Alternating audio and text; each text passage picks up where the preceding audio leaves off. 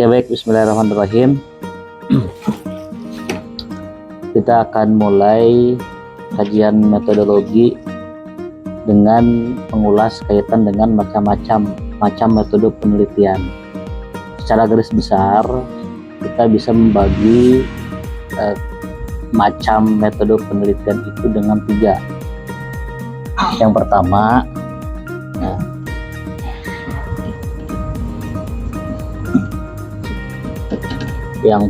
itu ada metode penelitian kuantitatif, ada metode kualitatif, yang ketiga ada kombinasi atau mix method ya. Tentu ini dengan ragam macam turunan dari kuantitatif, kualitatif, dan juga kombinasi atau mix method. Nah, kuantitatif ini biasa atau nama lain dari metode kuantitatif ini, yang pertama biasa disebut dengan metode tradisional. Kalau kualitatif ini biasanya disebut dengan metode baru.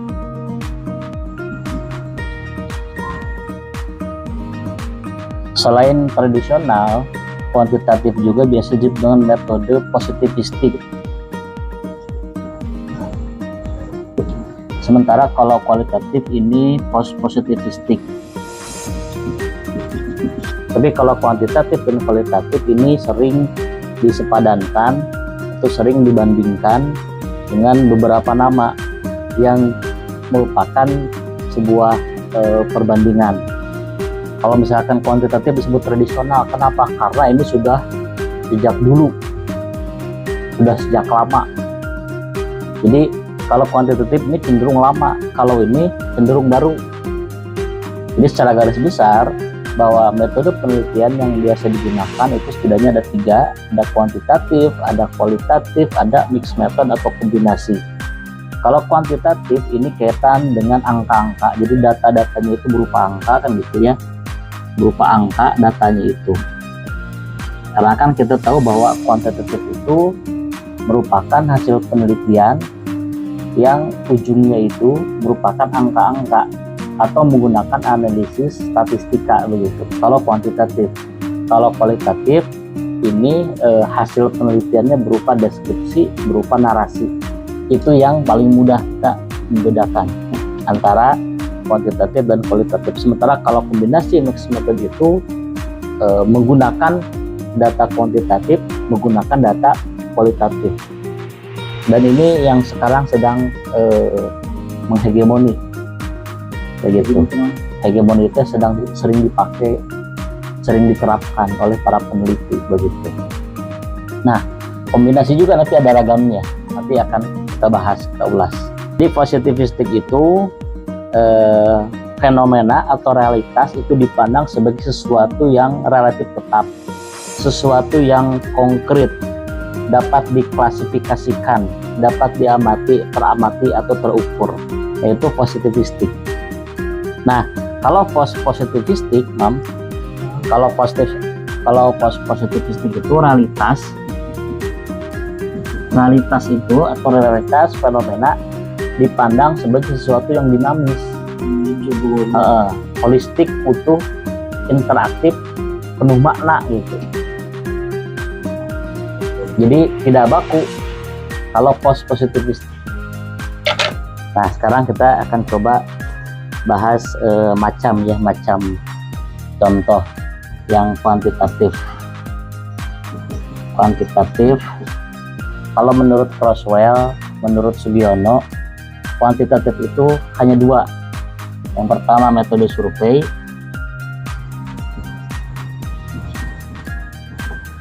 yang kedua metode eksperimen.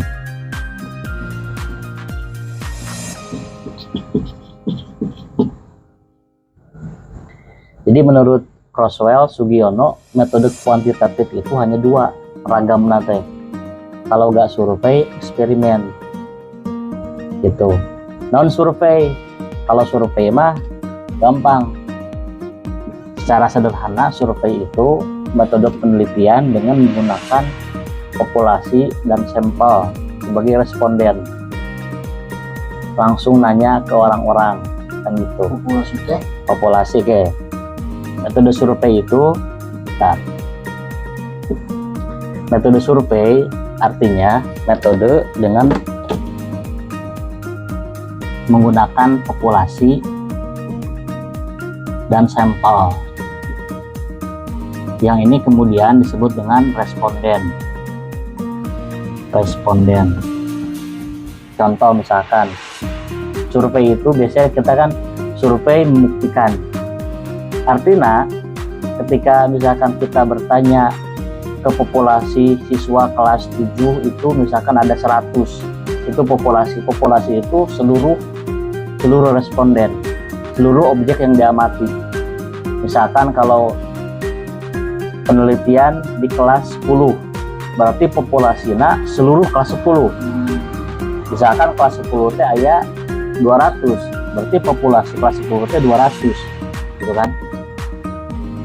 Nah, tapi kalau ada populasi, ada sampel.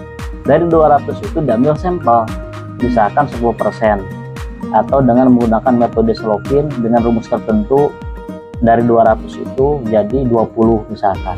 Nah, yang 20 ini yang kemudian disebut dengan responden. Lebih banyak kita bertanya kepada orang, itu lebih kecil margin of error. Misalkan lamun orang kita bertanya ke 200 orang, atau misalkan kita bertanya, kita ambillah populasinya kan 200, kita bertanya sampelnya misalkan 100, itu margin of errornya bakal lebih kecil ketimbang kita nanya ke 50 orang. Paham nggak? Kesalahannya pasti bakal lebih kecil.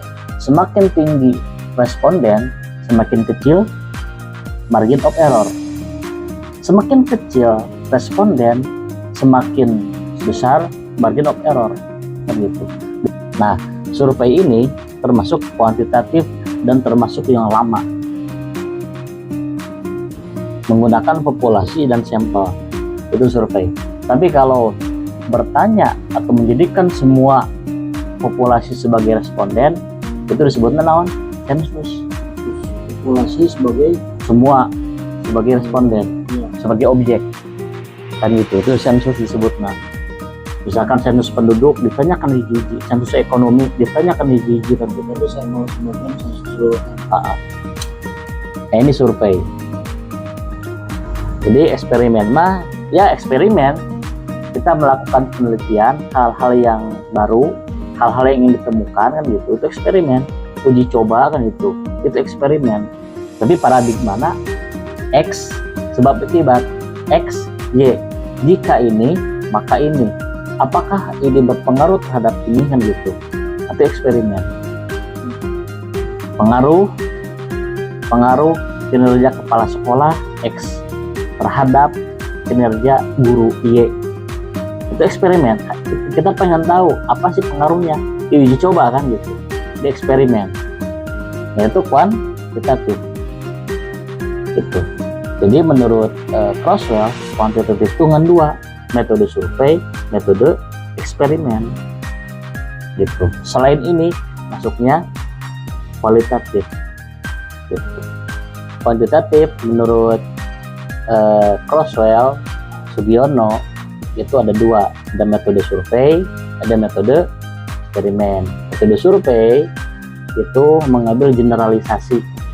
Generalisasi itu artinya memunculkan kesimpulan umum, general. Jadi pengen tahu apa sih pendapat masyarakat tentang adanya kebijakan tertentu, misalkan adanya kebijakan ini itu kan gitu. Ada generalisasi, itu survei. Biasanya mengambil data yang besar, data yang kecil. Data yang besar itu populasi menggunakan hampir semua populasi, tapi itu disebut dengan sensus. Kalau data yang kecil itu sampel namanya, dan sampel itu bagian dari populasi. Misalkan kita pengen tahu kebijakan itu bagus gak, ditanya dari semua misalkan penduduk, kita ambil sampel dari beberapa kecamatan, dari kecamatan eksperimen. Kalau eksperimen mah kita pengen tahu, menguji kan gitu, eksperimen lamun treatment ieu gitu kan, kumaha kan gitu. Jadi aya kelas, emang iya kelas kontrol. Yang kedua ada kualitatif. Nah, kualitatif ini terbilang baru ya, disebutnya metode baru tinimbang kuantitatif. Nah, kalau untuk generalisasi memang kuantitatif, generalisasi artinya mengambil kesimpulan umum, artinya induktif dari khusus ke umum ya. Kalau dari umum ke khusus deduktif kan. Nah, kalau kita pengen generalisasi maka kuantitatif yang digunakan. Generalisasi teh kita ambil kesimpulan umum gitu kan, kita pengen tahu apa sih pendapat masyarakat tentang program maghrib mengaji misalkan. Kita kan pengen generalisasi, mengambil kesimpulan umum, maka gunakan kuantitatif survei kan gitu, atau eksperimen. Kalau misalkan kita pengen tahu pengaruh novel karena nyamuk, karena aktivitas nyamuk, eksperimen, diuji coba kan gitu, sehingga ada kesimpulan umum, generalisasi, jelas kan gitu. Tapi kalau kualitatif lebih kepada pemaknaan. Kita pengen tahu, jadi bukan generalisasi, disebutnya transferability gitu. Kalau kualitatif mah pengen tahu hal kecil gitu, pengen tahu hal kecil, tapi mendalam hal kecil itu kan gitu. Makanya di kualitatif itu nanti ada disebut dengan metode fenomenologinya, fenomenologi. Nah, terus ada grounded theory. Ini metode yang kaitan dengan kualitatif. Kemudian ada case study, studi kasus ya, ini termasuk kualitatif gitu kan. Kemudian ada etnografi ya. Ada etnografi. Kemudian ada naratif research ya. Naratif itu narasi kan. Nah, fenomenologi, grounded theory, case study, etnografi, naratif ini bagian dari macam-macam metode kualitatif. Kemarin Imam sebutnya apa metode kualitatif? Nah, naratif ya. Naratif kan. Fenomenologi ini membahas fenomena. Memang kebanyakan rata-rata kalau kualitatif itu untuk ilmu sosial. Kalau kualitatif ya, rata-rata, tidak mesti, tapi rata-rata kalau ilmu sosial, rumpun sosial humaniora itu menggunakan kualitatif. Terus grounded theory, kalau grounded theory ini membangun teori. Kalau grounded theory itu kita membangun satu teori berdasarkan hasil atau berdasarkan temuan-temuan sosial yang ada di masyarakat. Case study, studi kasus, mengkaji satu kasus tertentu kan gitu. Etnografi mengenai masalah kebudayaan, dan naratif itu narasi, laporan narasi. Jadi kalau naratif dan kronologis itu, jadi yang dinarasikan itu apa? Yang dinarasikannya itu adalah sejarah kehidupan seseorang misalkan, dan juga kronologis kehidupan seseorang. Itu naratif. Jadi naratif itu secara khusus pengertiannya dalam konteks penelitian kualitatif adalah seseorang meneliti seseorang tentang sejarah kehidupannya, tentang kehidupannya begitu, disusun secara naratif dan kronologis. Nah, itu naratif dalam konteks kualitatif ini. Jadi sebetulnya ketika misalkan Imam kemarin sebut saja misalkan naratif dalam konteks menurut Kurzweil itu ya kita meneliti kehidupan seseorang, sejarah kehidupan seseorang disusun secara naratif begitu, disertai kronologis kehidupannya. Nah itu naratif itu. Fenomenologi ini fenomena lah ya, membahas tentang fenomena gitu ta. Grounded teori ini membangun teori, membangun teori. Case study ini studi kasus, mempelajari kasus tertentu. Etnografi, etno dari etnis, etnis itu budaya, suku. Naratif itu narasi, narasi secara sistematis dan kronologis. Sekarang yang ketiga apa tadi? Yang ketiga kuantitatif, kualitatif, kombinasi. Nah, itu sarun dokter mau kemari dan bahasanya sarun tuh kan guys kita udah tahu penelitian, kita udah tahu apa itu ilmiah, gitu kan. Nah kita akan ini membahas ragam metode secara umum, kualitatif, kuantitatif, dan kombinasi, atau ini mix ya, mix method.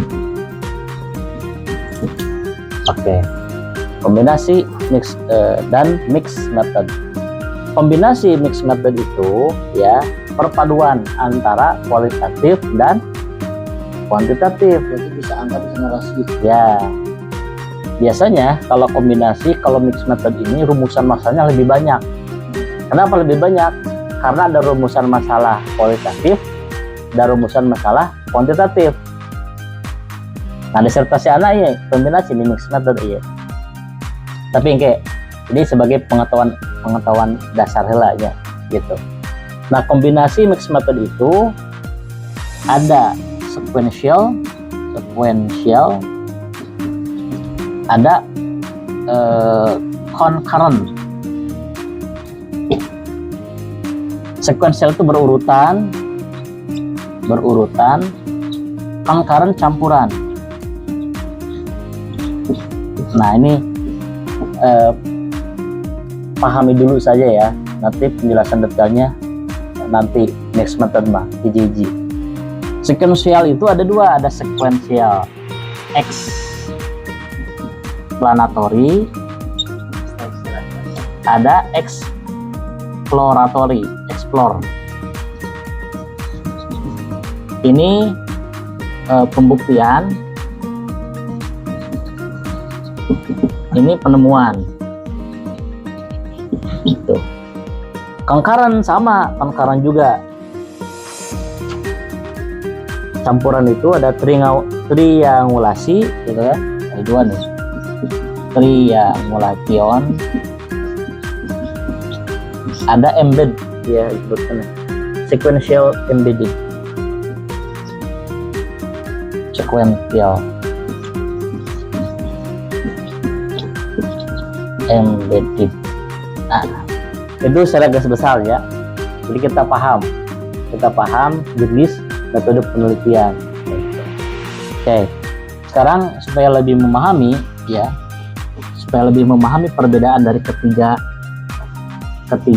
metode itu, maka kita akan coba urai perbedaan. kombinasi kan jelas ya. Kombinasi nanti, karena harus minimal paham dulu kualitatif, kuantitatif. Panjang gitu. Nah itu. Kalau Aina bisa lompat gitu, namun Aina jelaskan terlalu lompat. Oke.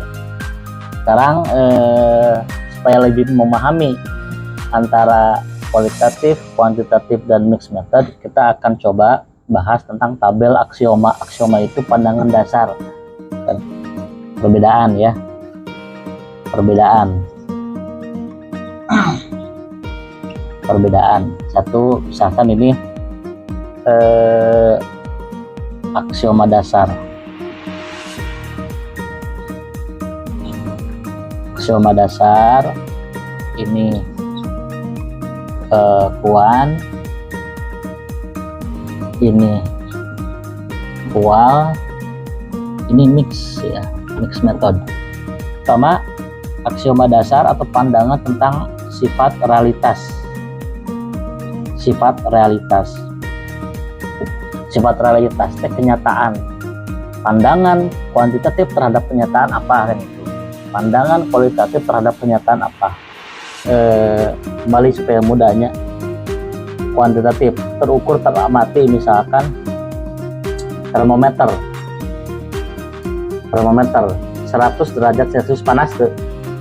Realitas panas jelas karena hitungan data-data angka itu pasti panas, itu kan tunggal, nggak mungkin tidak panas, jelas 100 derajat Celcius tunggal, realitas itu pasti panas, terukur teramati karena yang digunakan adalah angka-angka kan gitu, karena itu kuan angka-angka kan gitu. Kalau kual misalkan gitu, realitas di masyarakat itu ya, ada yang gemoy, ada yang milih Prabowo misalkan, ada yang milih Anies. Fenomena Anies bubble menunjukkan milih Anies, fenomena gemoy menunjukkan milih Prabowo. Artinya realitas itu dipandang tidak tunggal, tapi realitas itu ganda. Di masyarakat teh aya anu Prabowo, aya anu Anies, aya anu Ganjar kan gitu, misalkan contoh sederhana. Nah kalau kualitatif itu lebih holistik, lebih dinamis, hasilnya lebih dinamis, bisa berubah-ubah dan gitu. Hasil konstruksi pemahaman. Dalam mix, ganda itu kan menunjukkan kualitatif, tapi bisa diklasifikasikan menunjukkan kuantitatif, gitu kan. Ini memandang realitas, dan ini nantilah kalau mixnya aksioma dasarnya hubungan peneliti dengan yang diteliti. Kalau misalkan imam peneliti, nah hubungan imam dengan yang diteliti apa gitu. Ini independen supaya terbangun objektivitas, ya. Kenapa independen? Supaya objektif. Itu kuantitatif. Artinya imam meneliti, misalkan meneliti tentang sesuatu gitu kan, imam itu bukan bagian dari yang diteliti, independen, pihak ketiga akan istilahnya, supaya objektif, interaktif.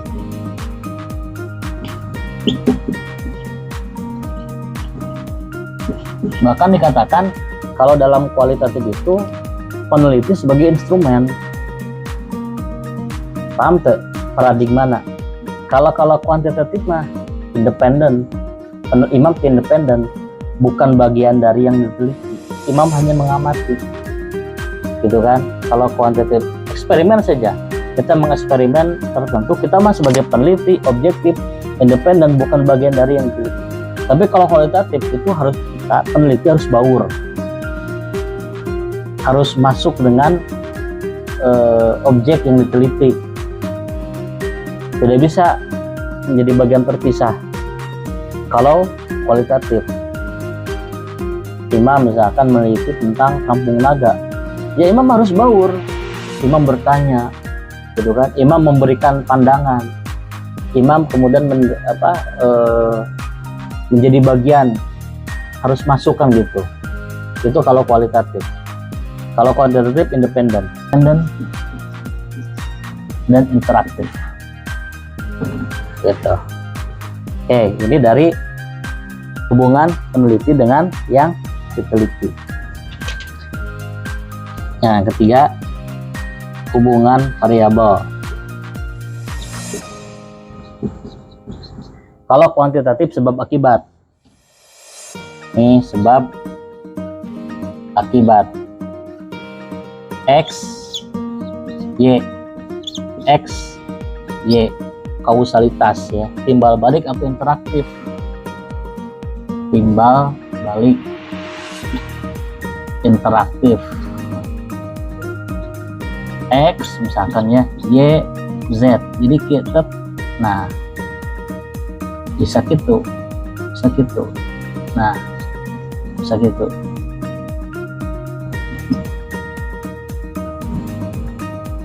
Timbal balik Kalau kuantitatif mah sebab akibat, pengaruh X terhadap Y kan gitu. Kalau kualitatif mah enggak. Makanya kalau rata-rata kalau kualitatif itu jarang menggunakan istilah variabel. Tidak ada variabel dependent kalau dalam kualitatif. Contoh misalkan implementasi kurikulum 13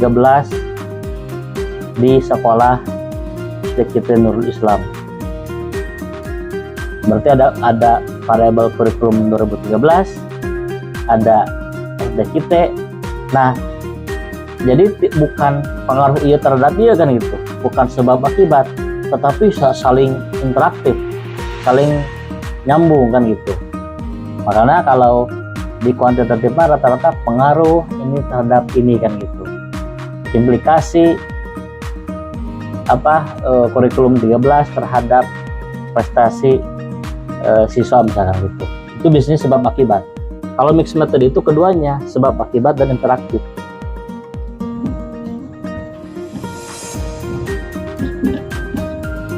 Sebab akibat interaktif. Oke, itu hubungan variabel. Yang keempat, generalisasi.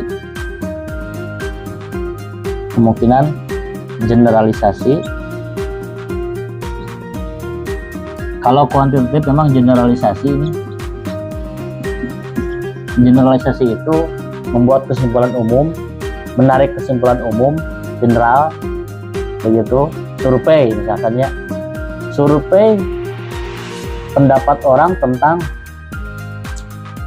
program BLT, disurvei sama kita teh. Dari populasi dan sampel dihitung secara statistik. Hasilnya itu masyarakat menilai bahwa program BLT itu baik atau program BLT itu sangat berpengaruh. Itu kan berarti ngambil kesimpulan umum, ya kan? Nah, kalau kualitatif ini disebutnya transferability.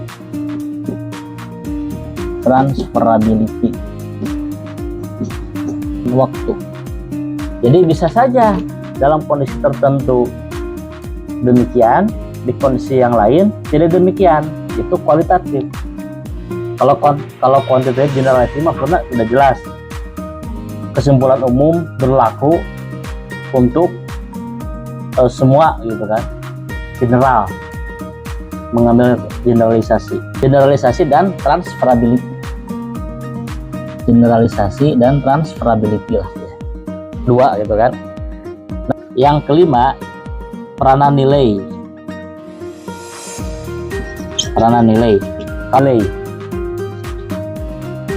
Bebas nilai. Terikat dengan nilai yang dibawa. Terikat dengan nilai.